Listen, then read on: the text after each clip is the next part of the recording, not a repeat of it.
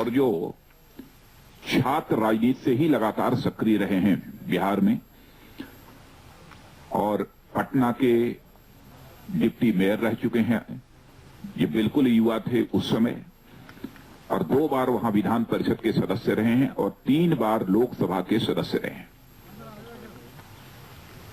और इस समय राज्यसभा में वो सदस्य हैं। उन्होंने फैसला किया है भारतीय जनता पार्टी की सदस्यता स्वीकार करने का। आज मैं श्री राम कृपाल जी यादव को भारतीय जनता पार्टी के सदस्य के रूप में स्वीकार करता हूं। और सबसे बड़ी बात 17 वर्ष तक लगातार आरजेडी के प्रधान महासचिव रहे हैं, सेक्रेटरी जनरल जिसे कहा जाता है, सेक्रेटरी जनरल के रूप में उन्होंने भूमिका निभाई है। रामकृपाल जी, आपका हार्दिक स्वागत है, अभिनंदन है आपका भारतीय जनता पार्टी में।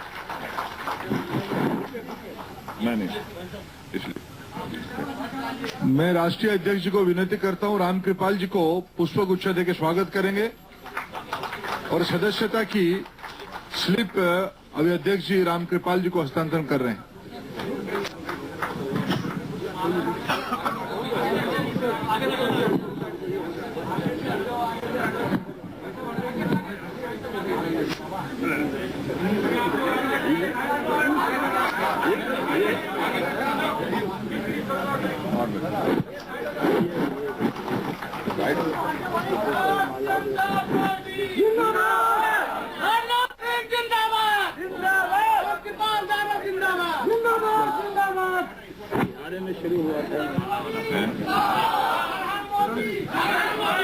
शांत रहिए, शांत रहिए। आप बाकी कार्यकर्ता स्टेज से चले जाइए। आप हट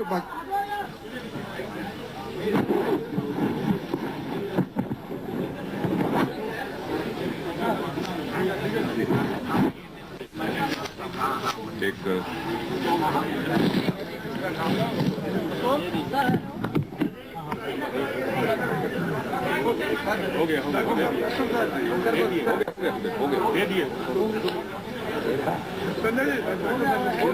तो रामकृपाल यादव इस वक्त अभिनंदन स्वीकार कर रहे हैं, चरण वंदना भी कर रहे हैं, साथ ही साथ शुरुआत राजनाथ सिंह से की है, गलबैयां हो रही हैं। लेकिन क्या ये गुलदस्तों का अभिवादन पाटलिपुत्र सीट तक भी पहुंचेगा? क्या टिकट के दावेदार भी रामकृपाल यादव होंगे? लेकिन फिलहाल बीजेपी के प्रेस कॉन्फ्रेंस में रामकृपाल यादव शामिल हो गए हैं। आरजेडी छोड़ दी है, 17 साल तक सेवा की आरजेडी की, लेकिन पाटलिपुत्र सीट से टिकट न मिलने को लेकर काफी नाराज दिखे और उसके बाद आखिरकार उन्होंने छोड़ दी आरजेडी और अब बीजेपी में औपचारिक तौर पर शामिल हुए हैं। कुछ वहां पर गहमा गहमी चल रही है, आइए सुनिए। रामकृपाल जी, से आग्रह करूंगा अपनी कुछ संक्षिप्त टिप्पणियां। माइक चालू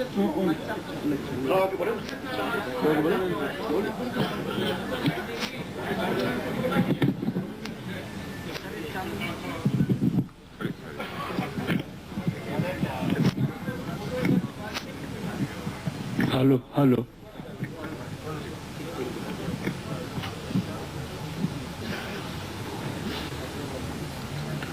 सबसे पहले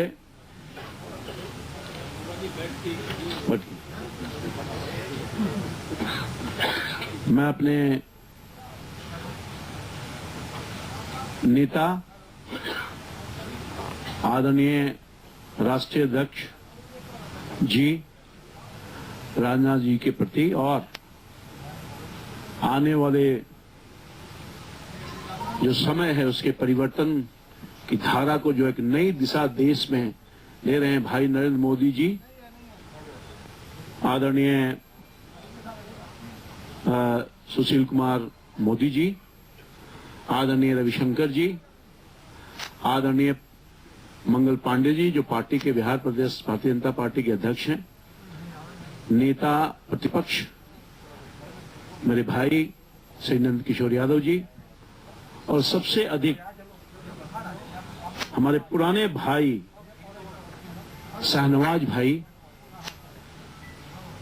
और बिहार के प्रभारी सबसे हमारे पुराने मित्र, लोकसभा में हम लोग साथ में थे, श्री धर्मेंद्र प्रधान जी, और हमारे अभिभावक पितातुल माननीय सांसद डॉक्टर सीपी ठाकुर, जिनसे मैं लड़ता रहा, जीतता रहा, हारता रहा और कभी कटुता नहीं हुई, इन सब लोगों के प्रति तहे दिल से मैं शुक्रिया अदा करता हूं। पार्टी के सभी नेताओं के प्रति सम्मान आदर करता हूं कि उन्होंने मुझे एक लायक समझा है कि जिस तरह से मैं राष्ट्रीय जनता दल कार्यकर्ता के रूप में काम करता रहा हूं, लगभग 35 साल तक अपने पार्टी के सदस्यता के अनुमति दी है, स्वीकारने में अनुमति दी है।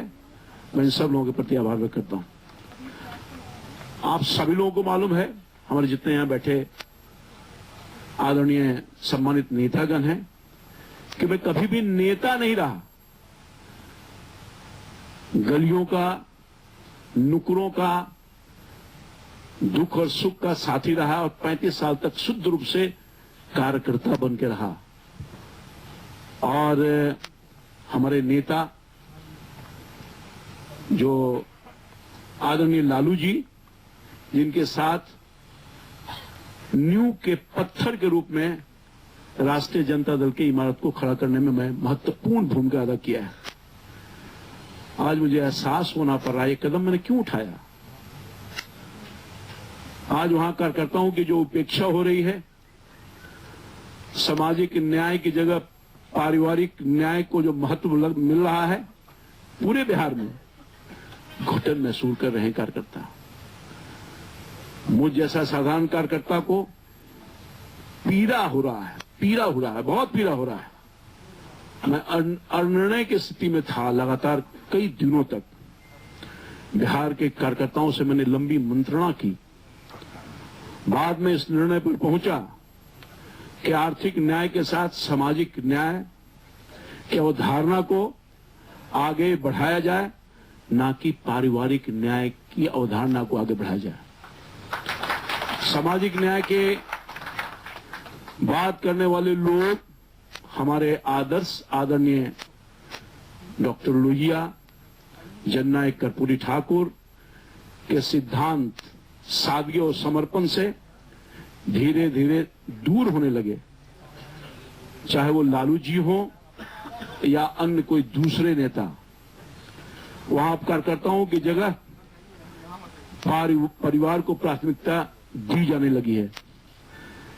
सांप्रदायिक विरोधी और धर्मनिरपेक्षता का इस्तेमाल सिर्फ चुनावी नारों में होने लगा है। आज नारों से काम चलने वाला नहीं है, विकास से काम चलने वाला है। विकास से लोग जुड़ना चाहते हैं, उपेक्षित महसूस कर रहे हैं लोग। सबको पता है, अभी हाल में आदरणीय नेता भाई नरेंद्र मोदी जी, जो सच्चर कमेटी की रिपोर्ट आई है पिछले दिनों, खासतौर पर अल्पसंख्यक समुदाय के लिए, वो सबको पता है कि किस हाशिए पर खासतौर पर जो अकलियतों की बात करते हैं, अल्पसंख्यकों की बात करते हैं, सांप्रदायिकता की बात करते हैं, उन स्टेटों में उनकी जगह क्या है। बिहार हो या दूसरे जगहों पर या पूरे देश में आज मुसलमानों को विकास नहीं हुआ है। आज वो परेशानी में अशिक्षित हैं। बहुत नौजवान, बहुत सारे लोग घुटन महसूस कर रहे हैं, केवल उनका इस्तेमाल वोटों के लिए किया गया।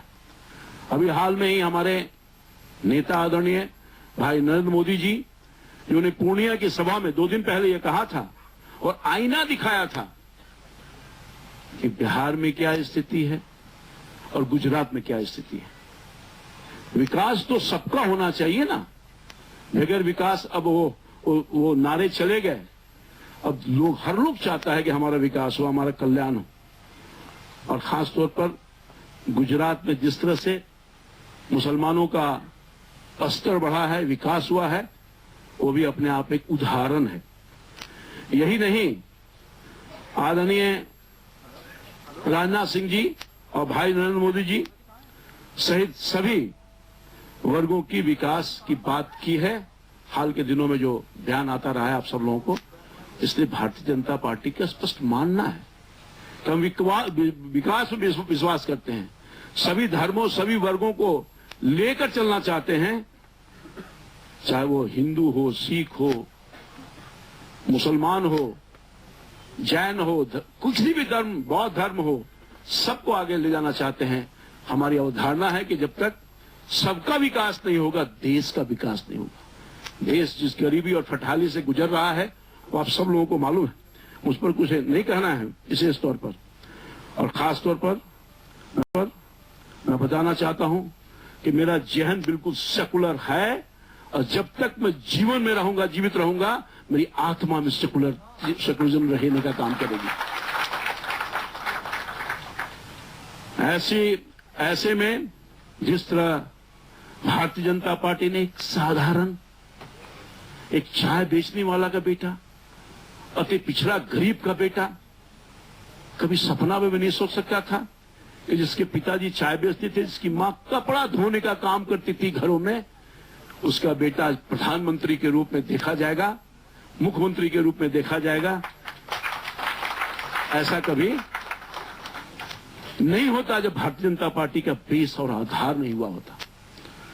मुझे भरोसा है उनको प्रधानमंत्री के रूप में भारतीय जनता पार्टी ने देश के करोड़ों लोगों की इच्छा के अनुसार पेश किया है। जनता स्वीकार रही है, सबके से ऊपर उठ करके आज जनता आवाज दे रही है। हर घर में नरेंद्र मोदी जी की आवाज आ रही है, चाहे वो किसी वर्ग, किसी तबका का लोग हो, सब नरेंद्र मोदी की तरफ आस लगाए हुए हैं कि यही व्यक्ति है, एक व्यक्तित्व है जिससे देश का विकास होगा, कल्याण होगा, सर्व समाज का विकास होगा। और मैं बताना चाहता हूं, पिछले दिनों रिकॉर्ड है, 3-3, 4-4 बार प्रदेश के मुख्यमंत्री के रूप में गुजरात की महान जनता ने नरेंद्र मोदी को अपना समर्थन दिया है, और उन्होंने अपने कुशल नेतृत्व में गुजरात की विकास की है, जो अभूतपूर्व है, एक उदाहरण है। मैं समझता हूं कि उनके सुशासन का रिकॉर्ड, उनके कुशल नेतृत्व का रिकॉर्ड आज सामने है। मैं ये मानता हूं कि जब सारे लोग लगे हुए हैं कि चाय बेचने वाला का बेटा प्रधानमंत्री के रूप में उम्मीदवार हो सकता है, तो क्यों नहीं सामाजिक न्याय का एक गरीब बेटा राम कृपाल यादव एक गरीब का बेटा है। इसके पिताजी भी कुट्टी और दूध बेचने का काम करते थे,